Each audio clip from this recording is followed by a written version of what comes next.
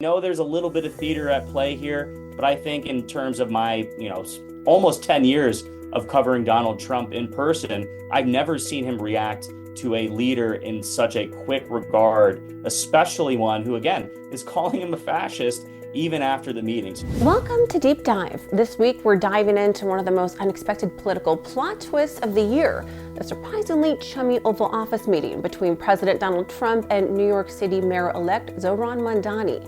What started as months of fiery rhetoric, Trump calling Mamdani a communist lunatic, Mamdani labeling Trump a fascist, turned into handshakes, laughs, and talk of a collaboration on issues like affordability and crime. But is this bromance built to last? Joining us now is Christian Datoc, the reporter who broke much of this story for the Washington Examiner. Well, Christian, thank you so much for joining us. Yeah, no problem, Natasha, anytime. So you've been embedded in this saga. Walk us through how you first, caught wind of this meeting and what your sources were saying beforehand. Well, it happened in late November before Thanksgiving, and this was a really highly anticipated meeting. Obviously, President Trump and Mayor-elect Mamdani had traded barbs, both throughout Mamdani's campaign and after he won the election. And, people were a little on the fence about how this would go ahead of the actual sit down. On the one hand, some people thought that one, the sort of tit for tat escalation of verbal attacks might play out in the Oval Office, like we had seen with President Trump's meeting with South African President Ramaphosa.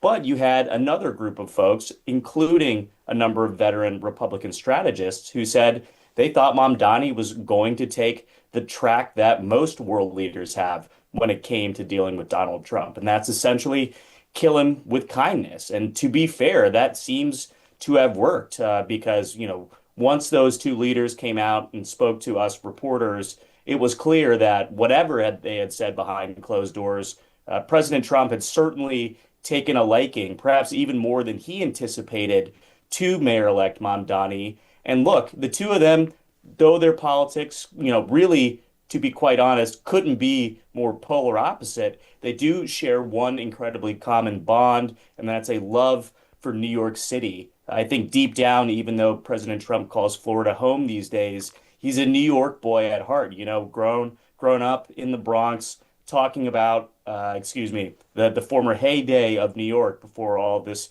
quote unquote wokeness took over. I think Donald Trump truly does want to see New York thrive, especially considering the groundswell of support that Mamdani had among young voters, one of the most critical demographics to Donald Trump's 2024 general election victory.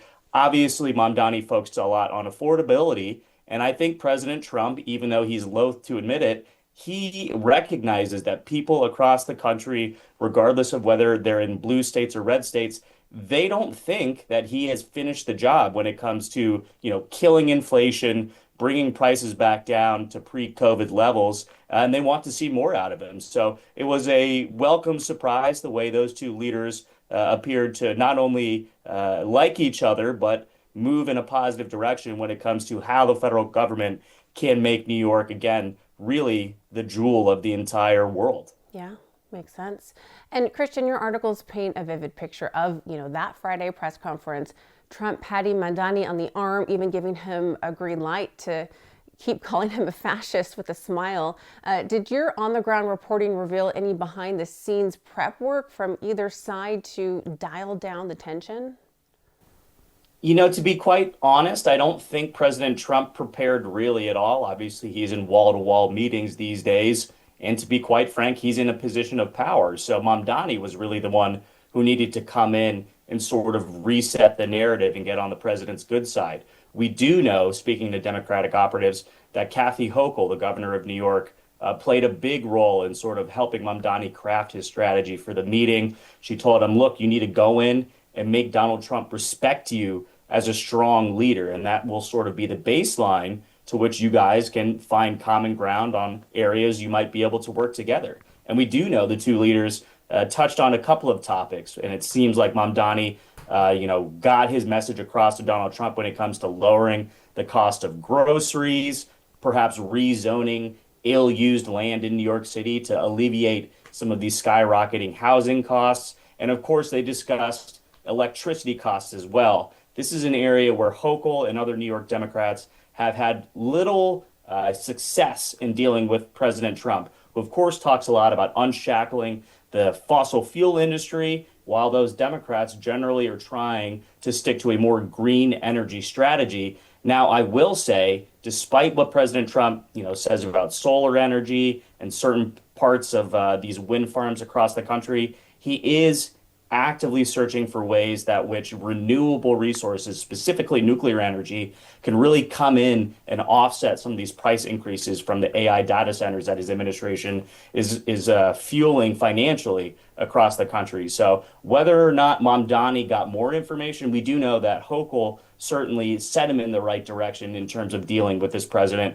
And it was a little surprising because, I mean, the results spoke for themselves. We saw how that meeting played out in such a jovial manner. And I would argue, other than perhaps Michigan Governor Gretchen Whitmer, Mamdani has been the only Democrat to really come in and make Trump do a full 180 in how he approaches them. I mean, just look at what he said about the National Guard. Donald Trump has been talking about deploying them to New York City to take on crime and help, support the ICE mission to deport illegal immigrants in that city.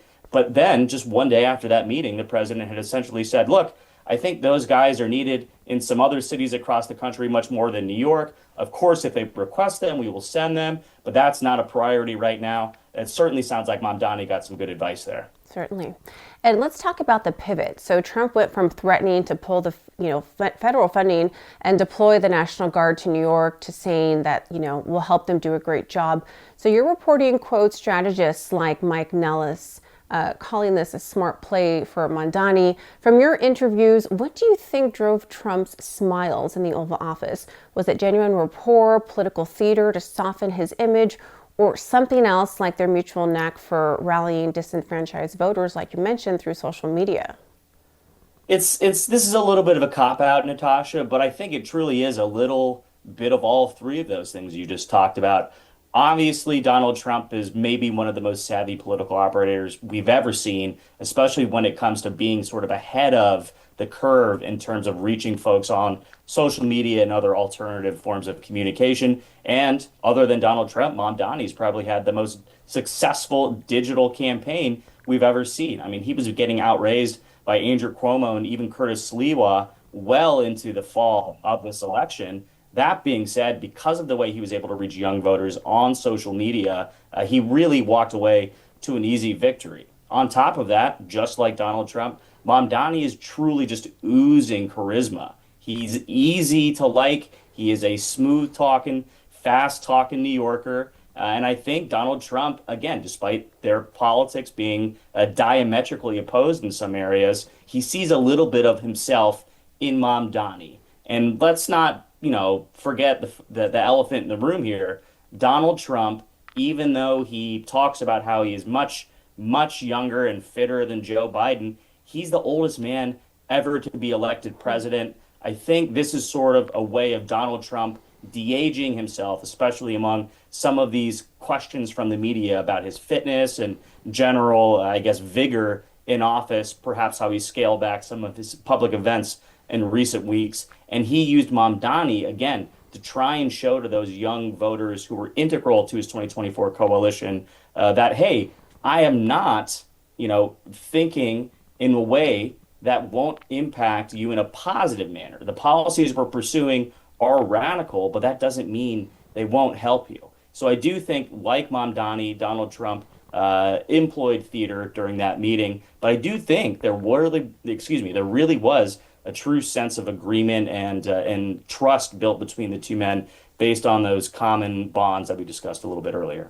And you think if Mamdani's policies fail New York, that this is also a way that Trump can say that you can't really blame him because he did, offer support and kind of did what Mamdani asked of him? I think that's fair. And look, Treasury Secretary Scott Bessent more or less made that argument just a few days after that Oval Office meeting. He came out and said Mamdani is without a doubt the leader of the Democratic Party. If you don't believe me, just go look at his results in the election.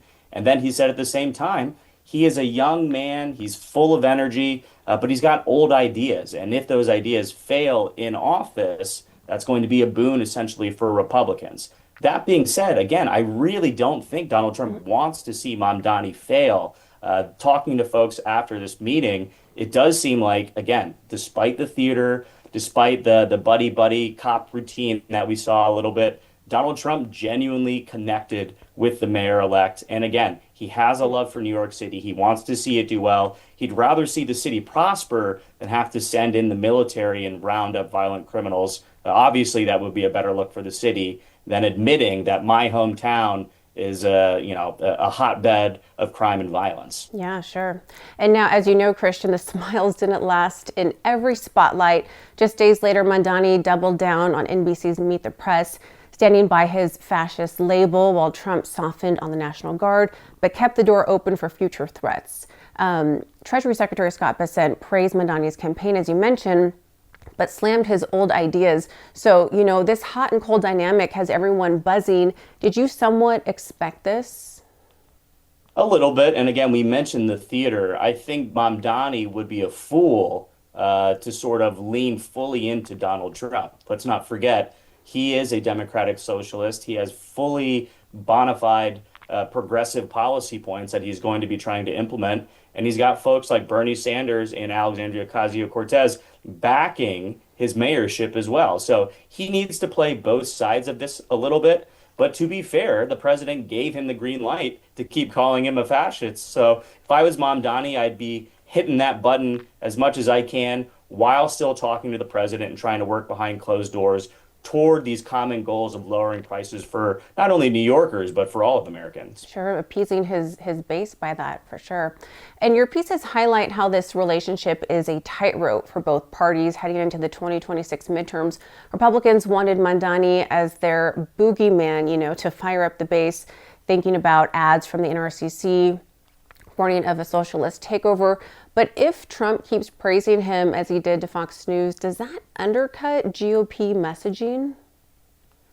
I'm not so sure that it undercuts the messaging so much as signal that, look, this we tried to label this guy as the big bad communist in chief, and it didn't work. He still cruised to a massive, easy victory in that in that mayor's election. And on the other hand, you've got this huge scandal with Governor Tim Walz down in Minnesota involving Medicaid fraud. I think right now the Trump administration and Republicans are desperate to find any sort of star within the Democratic Party that they can kind of hang their hat on and say, this is the next guy up. If we don't rally our support among the electorate, both in the midterm elections and in 2028, it's going to be a Democratic takeover. So I think that initial sort of attack on Mamdani, again, it was shown not to have moved the needle necessarily in that one election. It's a little bit of a trial balloon, something that Donald Trump frequently does. He throws a lot of stuff out there on social media, gauges the general sentiment and response, and adjusts his own positions accordingly. And that's a little bit of what we saw on play with Mamdani. They tried to bring him down during the election. It didn't work. So now instead, Donald Trump is raising Mamdani up as someone who, again, might be able to foster a little bit of bipartisan accord. And in the meantime, like you said, if things go south in New York City over the next few weeks, Donald Trump always reserves the right to say, I told you so about this guy. Right. And on the flip side, Democrats like Hakeem Jeffries seem cautious about embracing Mamdani fully. From your reporting, how delicate is this alliance? And Governor Kathy Hochul called New York in a better place post-meeting. So what risks do you see if it sours, say, over immigration or crime policies? I certainly don't have a crystal ball right in front of me, but let's just talk about Hakeem Jeffries for a second. A certainly, minor star, we might be able to call him in the Democratic Party, someone who, what I would argue, has aspirations for higher office down the line, whether that's Chuck Schumer's own Senate seat or perhaps the presidency itself. I think Jeffries is trying to walk a fine line within his own party, because on the one hand, you've got folks like Mamdani, who obviously have the groundswell of younger voters, of progressive voters, going against sort of the more mainstream establishment Democrats, the Joe Biden wing of the party, so to speak. And anyone who is able to, any Democratic politician who is serious about winning the nomination for the presidency, whether that's in 2028 or beyond, is going to have to find a way to bridge that divide. I think the hesitancy that we saw with some New York politicians to embrace Mamdani, that could go away after this meeting. But that being said, like you mentioned, there's plenty that could go wrong, especially in a Trump White House. And given how the narrative is quick to change just like that with Donald Trump in the Oval, I would suspect that if the president turns on Mamdani, again, Jeffries will be in a better position than, say, someone like Alexandria Ocasio-Cortez, who obviously herself has her own designs for running on higher office and firmly backed the Democratic Socialist both throughout the campaign and now as he's preparing to be sworn into office. Yeah. And looking ahead, could Trump and Mamdani emerge as kingmakers, shaping their party's futures through endorsements and agendas? Well, I think Zohran Mamdani has a long way to go before he gets to the level of political clout that Donald Trump has. Again, even with this massive year that he's coming off of. But Donald Trump himself, even though he likes to flirt with the idea of running for another term in 2028, he's really already in that kingmaker mode, right? He's laying out endorsements ahead of the midterms. He is, swearing that he's going to primary Republicans who don't get in line with his economic agenda. And let's not forget, he is a cash raising cow. He's had, some, I want to say 7 to 8 fundraisers down at Mar-a-Lago since the winter season opened up just a few weeks ago. And according to my sources in Republican circles and with Donald Trump's political team, those fundraisers are raking in millions and millions and millions of dollars, which will be, dispersed to not only at-risk Republicans, but go towards developing strategies which, will again be sort of ahead of the curve. They're going to have to fight tooth and nail, essentially, to hold off whoever Democrats nominate in 2028. And Donald Trump is certainly going to be integral to that process.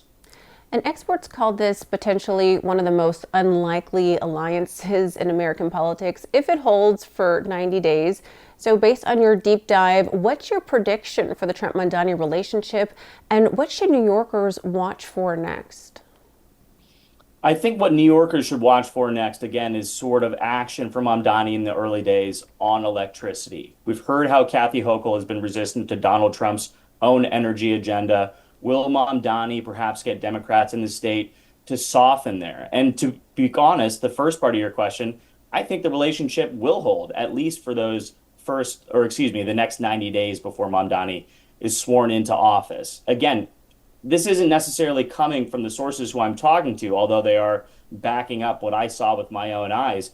It doesn't take a genius to see the way Donald Trump and Mamdani were looking at each other. They were laughing. You can read their body language. This truly was one of the most remarkable turnarounds we've had in terms of a relationship where two men who had never met each other, hated each other's politics, walk into a room, talk for about an hour, and then they come out and they seem to be the best of friends. So again, we know there's a little bit of theater at play here, but I think in terms of my, almost 10 years of covering Donald Trump in person, I've never seen him react to a leader in such a quick regard, especially one who, again, is calling him a fascist even after the meeting. So it's been pretty fascinating to watch. I'm sure there's going to be more developments over the next 3 months or so. But as it stands right now, Natasha, this has been one of the most remarkable scenes I've seen covering the Trump White House this year. Wow, incredible. Christian, always a pleasure. Thanks so much for sharing your insights and the gritty details of how these stories come together.